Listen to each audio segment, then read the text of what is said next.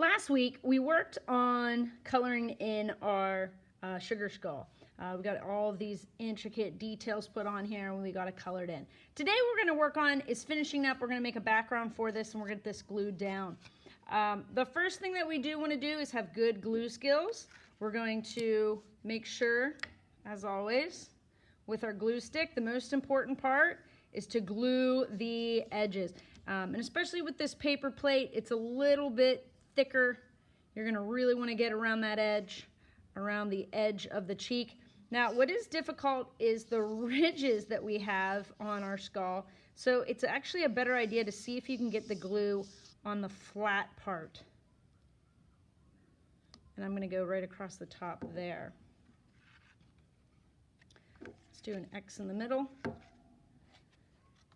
And I'm going to put this right square in the center.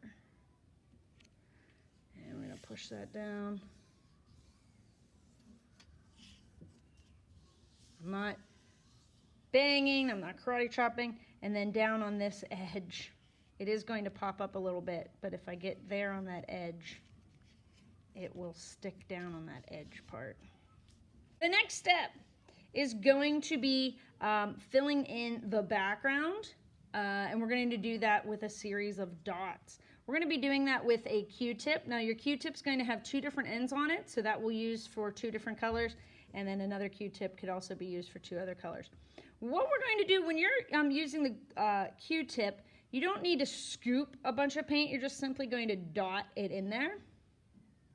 And the very first step, very, very simple, is I'm keeping my Q-tip up and down, and I'm just going to go making dots. And my dots are not touching. We want them to be spread apart. And I could probably get 2, 3, 4, probably about 5 dots before my paint starts running out. If you see, I like to sometimes call this when I'm dotting, if you see the middle gets to be a little bit black, I call that like a donut, and you just need to go back over it, you can do that. But you want to focus on making your dots all about the same.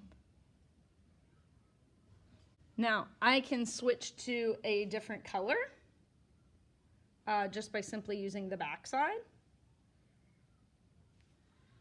And I'm going to leave a little bit of a space, and I'm going to do the same thing, but using a different color. And now notice I've came to the skull, so I'm going to leave a space there. I'm not going to dot across my skull.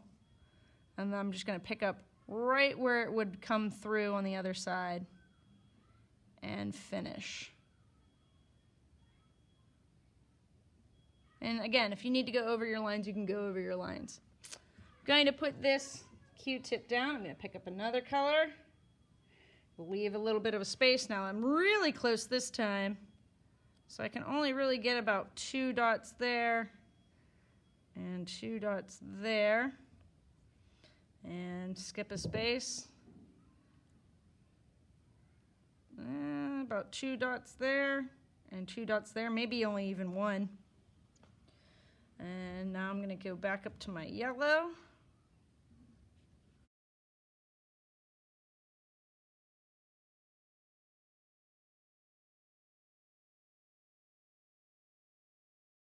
If you have some extra time, go back over those dots anywhere that maybe needs to be fixed up.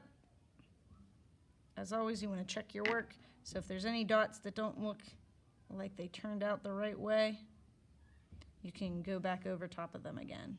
You want to try to have even spacing between your lines, and you do want to try to continue that pattern.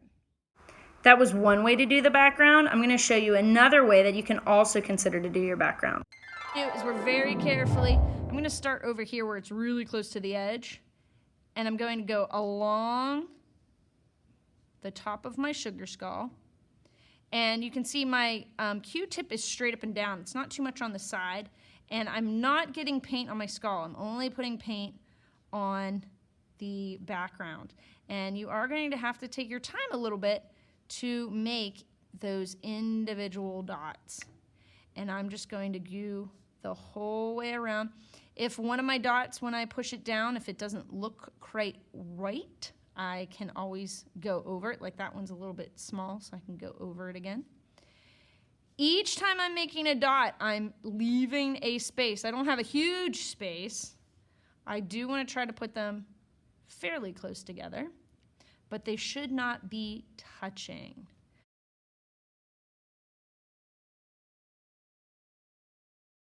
Went with my dots the entire way around the skull.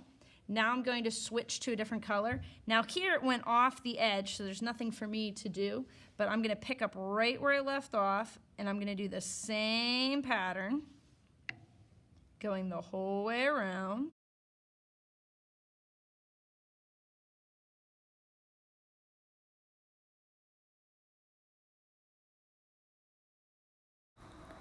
Now that I've finished up with blue, I'm going to go on to my next color, the whole way around there with green.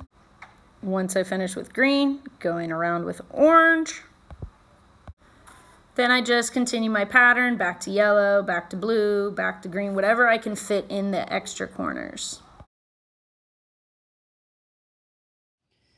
There you can see is another option. I just traced the outline of the skull and I went around with one color, around with the next color, and the next color, and the next color. Anytime I hit the edge, I just pretended that it went off the side. So that's another option for you if you want to do it that way. Have fun painting.